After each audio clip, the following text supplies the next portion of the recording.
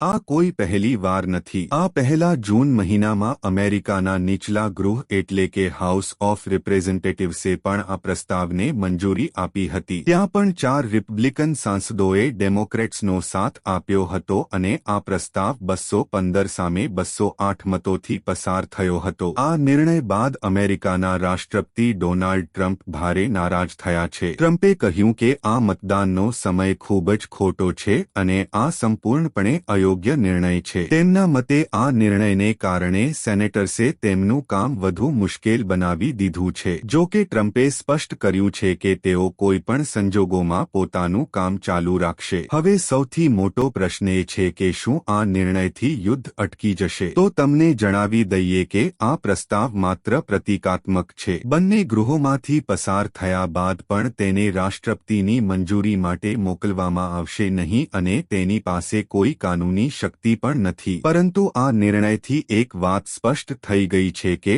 અમેરિકી સંસદ હવે સત્તાવાર રીતે તે યુદ્ધના વિરોધમાં ઊભી છે જેની શરૂઆત ફેબ્રુઆરીના અંતમાં અમેરિકા અને ઇઝરાયલ દ્વારા ઈરાન પર કરાયેલા હુમલાઓ બાદ થઈ હતી। તો મિત્રો, શું તમને લાગે છે કે અમેરિકી સંસદનો આ વિરોધ ઈરાન સામેના સંભવિત યુદ્ધને રોકી શકશે કે પછી ટ્રમ્પ પોતાની રણનીતિ મુજબ કોઈ મોટું પગલું ભરશે? તમારો અભિપ્રાય કોમેન્ટમાં જરૂર જણાવો। વિડિયો ગમ્યો હોય તો લાઇક કરો, તમારા મિત્રો સાથે શેર કરો અને ચેનલને સબસ્ક્રાઇબ કરવાનું ભૂલતા નહીં। ફરી મળીએ એક નવા અને મહત્વપૂર્ણ સમાચાર સાથે। જય હિન્દ।